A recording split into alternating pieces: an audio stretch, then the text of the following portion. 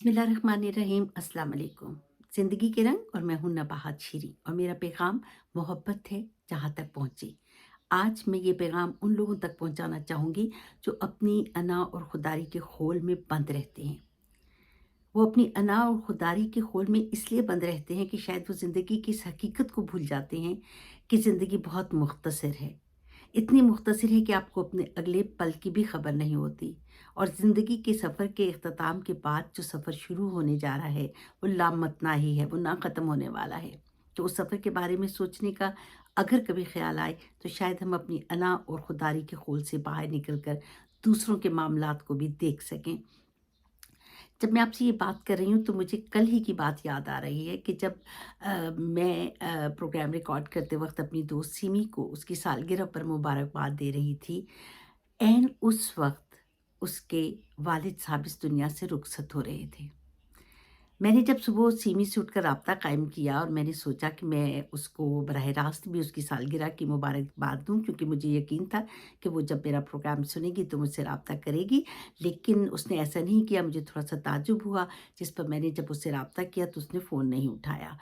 मुझे कुछ हैरानगी हुई, लिहाज़ा मैंने उसके सोशल मीडिया को ट्रैक किया और वहाँ पर लिखा हुआ पाया कि अब्बू हमसे रुखसत हो गए हैं। अभी जब बात हुई तो पता चला कि ऐन उस वक़्त जबकि मैं उसको उसकी सालगिरह की मुबारकबाद दे रही थी और उसकी सालगिरह का दिन था, उसके अब्बू इस दुनिया से रुखसत हो गए। हमारी ज़िंदगी इतनी ही मुख्तसर है, एक आने का सफ़र है और एक जाने का सफ़र है और इसके दरमियान जो थोड़ा-सा वक़्त हमें मिला है, अगर उसमें हम अपने आप, अपनी ज़ात, अपनी अना, अपनी खुददारी को एक तरफ रख दें, तो शायद हो सकता है कि हम इस दुनिया को खूबसूरत बनाने में कामयाब हो सकें। आज मैं आपसे जिस मौज़ू पर बात करूँगी वो है, जिसकी लाठी उसकी भैंस। जी हाँ, माइट इज़ राइट।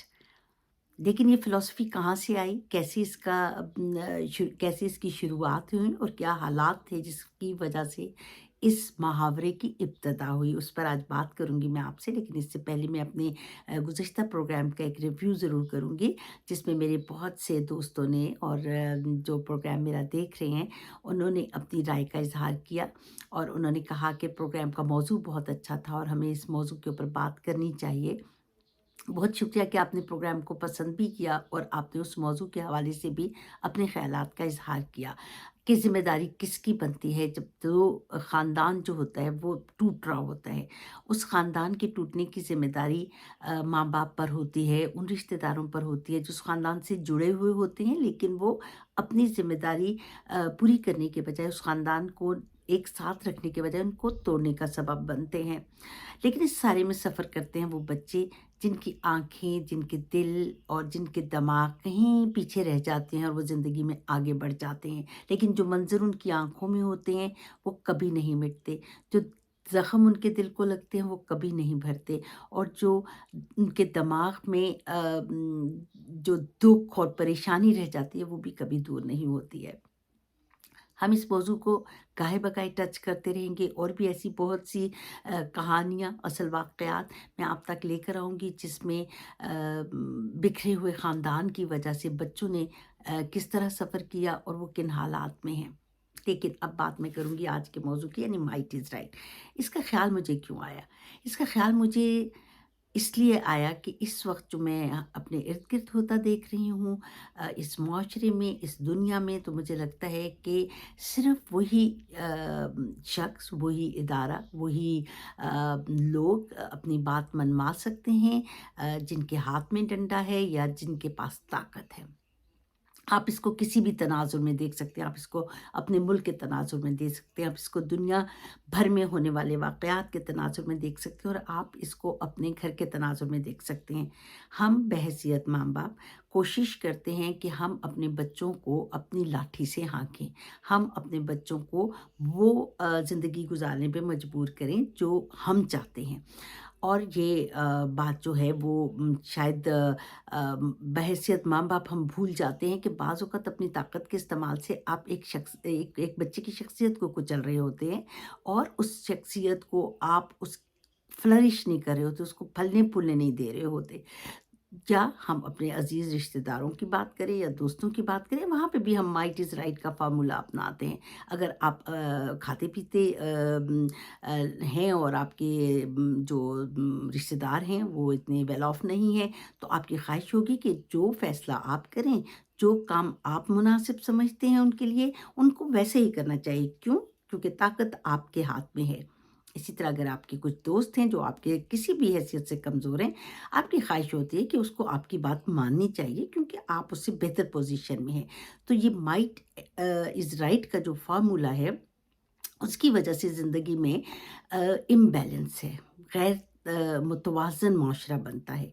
क्योंकि जो लोग कुचले जा रहे होते हैं, जिनके ऊपर आप अपनी ताकत का इस्तेमाल कर रहे होते हैं, कभी न कभी वो कमज़ोर लोग अपने अपने अपने लिए आवाज़ बुलंद करने के लिए किसी भी हद से आगे गुज़र जाते हैं, या वो अपनी आवाज़ बुलंद करते वक़्त किसी भी नॉर्म्स को तोड़ सकते हैं।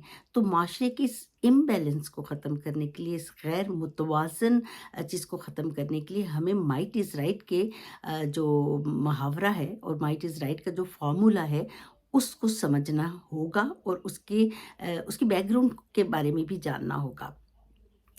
एक ऑस्ट्रेलिया और न्यूज़ीलैंड के ऑथर और फिलोसोफर और जर्नलिस्ट कम पॉलिटिशियन थे, जिन्होंने एक किताब लिखी थी, उनका नाम था डेसमोंड। उन्होंने एक किताब लिखी थी जो कि ओरिजिनली जिसका नाम जो था वो सर्वाइवल ऑफ फिटेस्ट था, लेकिन उसको माइट इज़ राइट के नाम से भी उस किताब को पढ़ा जाता है। और इसमें उन्होंने सारी फ़िलॉसफ़ी को डिस्कस किया था। अगर आप लोगों को भी कभी मौका मिले तो ज़रूर पढ़िएगा। और इससे भी पहले जो हम पुरानी तारीख़ देखते हैं, उसमें एक यूनानी शख़्स था जो कि ज़्यादातर ऐसी मौज़ूआत पर जिनमें बात अख़लाक़ी इक़दार की होती थी, उनके बारे में वो स्पीचेज़ दिया करते थे और बात किया करते थे, और उनका नाम था थ्रेसी मौचुस। और वो अपनी फ़िलॉसफ़ी और अपनी जो बातचीत थी, उसमें उन्होंने कहा कि इंसाफ़ कोई चीज़ नहीं है, बल्कि इख़लाक़ी इक़दार वहाँ से बनती हैं जहाँ पर कुछ ताकतवर सियासी हलके जो हैं, वो उन इख़लाक़ी इक़दार को अपने मुताबिक दूसरों तक पहुँचाते हैं या इम्प्लीमेंट करते हैं। तो ये फ़िलॉसफ़ी आज की नहीं है, ये जो आप अपने इर्द-गिर्द देख रहे हैं कि ताकत जो है वही कामयाबी का सरचश्मा है, या ताकत जो है वही आपको कामयाब होती दिखाई देती है, तो ये आज की बात नहीं है, ये हमेशा से होता रहा है और शायद हमेशा होता रहेगा।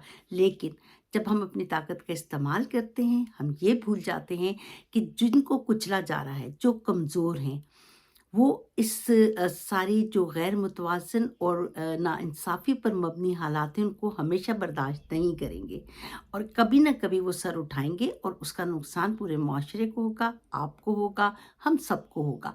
तो जहाँ-जहाँ हम अपनी ताकत का इस्तेमाल करें, मैं फिर वापस ख़ानदानी निज़ाम की तरफ आऊँगी, क्योंकि मेरा मानना ये है कि आपका घर, आपके ख़ानदान से माशरा वजूद में आता है, और वहीं से हम अपनी फ़िलॉसफ़ीज़ को असल में इम्प्लीमेंट करते हैं अपने-अपने ओहदों पर बैठकर, अपनी-अपनी जगह पर जहाँ पे हम काम कर रहे हैं।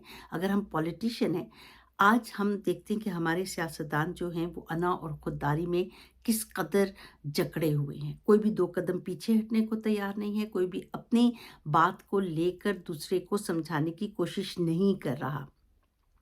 और जहाँ पर ये कोशिश होती है, वहाँ पर ये कोशिश आगे बढ़ने नहीं दी जाती, क्योंकि फिर वही बात आ जाती है कि कुछ मुक़्तदर हलके ऐसे होते हैं जो माइट इज़ राइट की फ़िलॉसफ़ी को इस सोसाइटी को बनाने में इस्तेमाल करते हैं, क्योंकि उनके अपने-अपने मुफ़ादात होते हैं।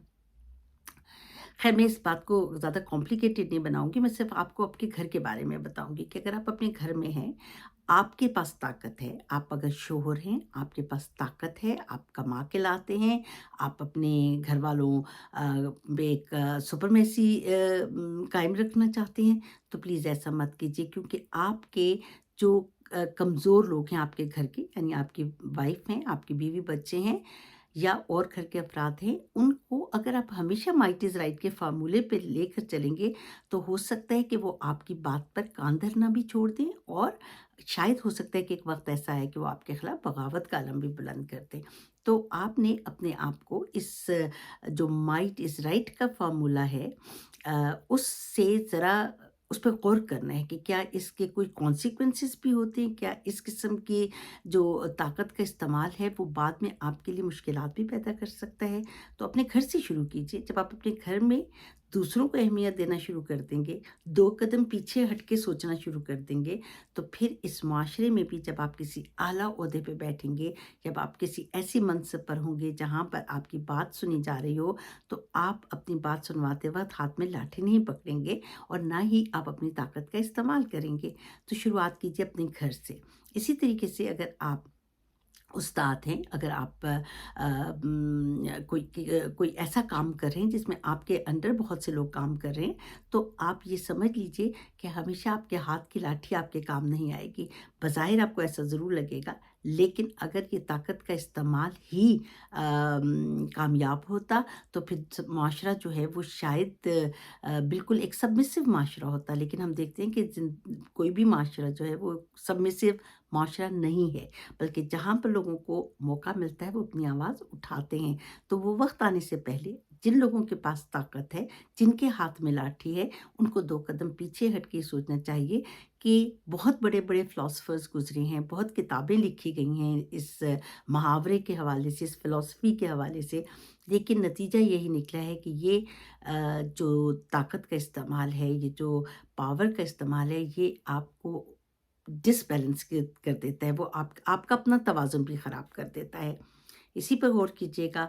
आज के किचन कैबिनेट का आपको मशवरा भी यही है कि प्लीज़ अपने अनाख़ुदारी के ख़ौल से निकल कर, ताकत के नशे से निकल कर, चाहे आप ख़ानदान की सरबराह हैं या आप किसी इदारे के सरबराह हैं या आप किसी मुल्क के सरबराह हैं, किसी सोसाइटी के सरबराह हैं, आपको अपनी अनाख़ुदारी को एक तरफ रखते हुए अपने अंदर नरमी पैदा करनी पड़ेगी ताकि लोगों तक आपकी मोहब्बत पहुंच सके।